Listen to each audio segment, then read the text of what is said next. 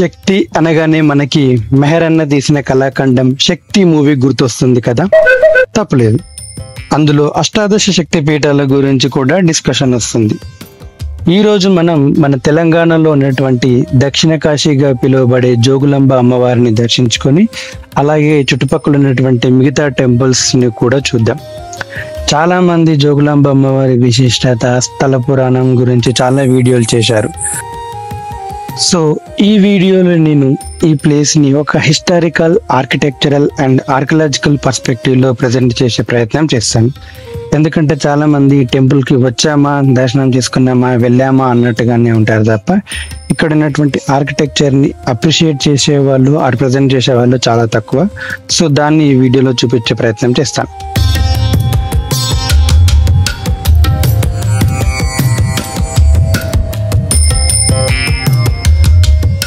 History wise గా చూసుకుంటే ఈ ఆలంపూర్ అండ్ చుట్టుపక్కల ప్రాంతాలు అనేవి డిఫరెంట్ రాజవంశీయులు వాళ్ళు డిఫరెంట్ టైం పీరియడ్ లో పాలించారు. ఫర్ ఎగ్జాంపుల్ చాళుక్యులు, కాకతీయులు, రాష్ట్రకూటులు, శాతవాహనులు, ఇలా చాలా మంది రాజులు పరిపాలించారు.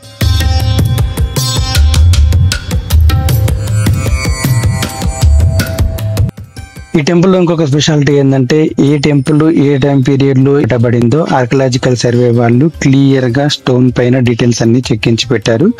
So we can see that one as well.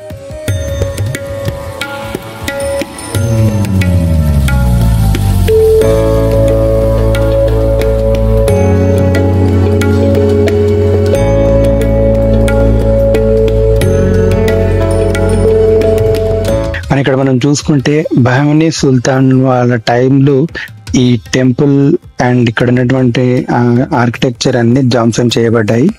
And అవి ఏవైతే ధ్వంసం చేయబడినటువంటి శిల్పాలు ఉన్నాయో అవన్నీ కూడా ఈ టెంపుల్లో అండ్ వెనకాల మ్యూజియంలో మనం చూడొచ్చు.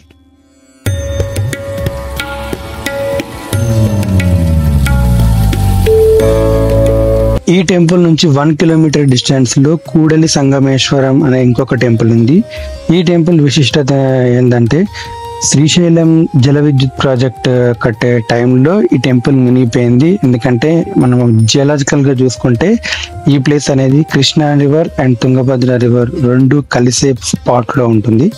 సో ఆ టైంలో ఫ్లో ఎక్కువ రావడం వల్ల ఈ టెంపుల్ అనేది నీటిలో మునిగిపోతే ఆర్కియలాజికల్ డిపార్ట్మెంట్ వాళ్ళు ఈ టెంపుల్ యొక్క డిజైన్ ని ఫోటో తీసుకొని ఆ స్టోన్స్ పైన నెంబర్స్ వేసి లేయర్ బై లేయర్ స్టోన్స్ అన్నిటిని తీసి ఇక్కడికి తీసుకొచ్చి మళ్ళీ రీకన్స్ట్రక్ట్ చేశారు. So it took a long time but they did it. So ఇంత కాంప్లెక్స్ డిజైన్ ని ఆర్కియలాజికల్ డిపార్ట్మెంట్ వాళ్ళు మళ్ళీ రీకన్స్ట్రక్ట్ చేయడం అండ్ మన నెక్స్ట్ జనరేషన్స్ చూడడానికి ఉంచేలా చేయడం అనేది really a great thing. We should appreciate archaeological department for doing this.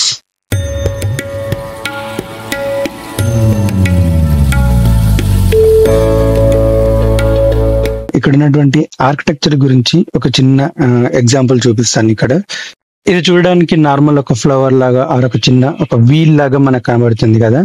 But మనం క్లోజ్ గా అబ్జర్వ్ చేస్తే ఇవన్నీ ఫిషెస్. ఈ ఫిషెస్ అనేది ఈ షేప్ లో ఫార్మ్ అయ్యాయి. ఇక్కడ నుంచి ఇంకొక 2 కిలోమీటర్స్ డిస్టెన్స్ వెళ్తే పాపనాశిని టెంపుల్ కాంప్లెక్స్ ఉంటుంది. ఇక్కడ మొత్తం 23 టెంపుల్స్ ఉంటాయి. ఈ ఆలంపూర్ చుట్టుపక్కల ప్రదేశాల్లో మనం ఎక్కడ చూసినా సరే కంప్లీట్ గా శివలింగాలే కనబడుతుంటాయి. ఇది కూడా శ్రీశైలం ప్రాజెక్ట్ టైంలో ఇక్కడికి షిఫ్ట్ చేశారు.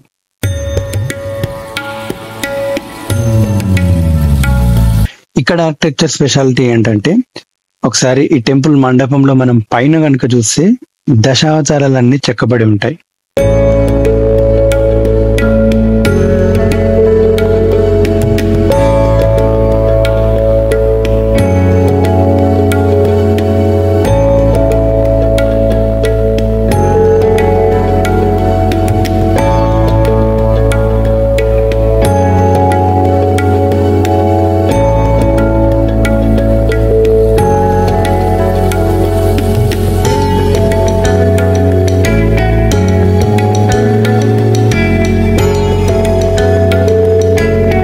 సో ఆలంపూర్ టెంపుల్ కి వచ్చేవారు తప్పకుండా ఇవి కూడా కవర్ చేయండి, అస్సలు మిస్ అవ్వద్దు.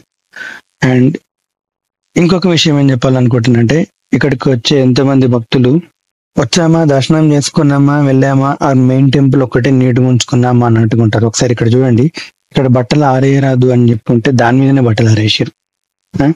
అట్లనే చెత్త కుండీలో వేయాలి అంటే ఇక్కడే చెత్తనేసారు. సో కొంచెం నీట్ గా ఉంచుకుంటే చాలా బాగుంటది. అండ్ ఇప్పుడు ఆలంపూర్ కి ఎట్లా రీచ్ అవ్వాలి అంటే, మన సికింద్రాబాద్ నుంచి మార్నింగ్ 7:40కి తుంగభద్ర ఎక్స్ప్రెస్ 17023 ట్రైన్ నెంబర్ 7:40కి ఉంటుంది. అండ్ ఇది ఆలంపూర్ స్టేషన్ కి రీచ్ అవ్వడానికి 11:45 to 12:15 మధ్యలో రీచ్ అవుతుంది. అక్కడ నుంచి షేర్ ఆటోలో టెంపుల్ వరకు తీసుకెళ్తాయి. ఆలంపూర్ నుంచి మళ్ళీ సికింద్రాబాద్ కి 3 o'clock రిటర్న్ ట్రైన్ ఉంటుంది. మీకు ఒకవేళ ఈ వీడియో కనుక నచ్చితే లైక్ చేయండి. అండ్ ఇంకా ఇక్కడ ఏమైనా డీటెయిల్స్ నేను మిస్ అయినా, ఏమైనా విషయాలు మీకు తెలుసుకోవాలనుకున్నా, ఏమైనా డౌట్ ఉన్నా కామెంట్ చేయండి. I'll try to reply. And don't forget to subscribe to our channel for more interesting videos.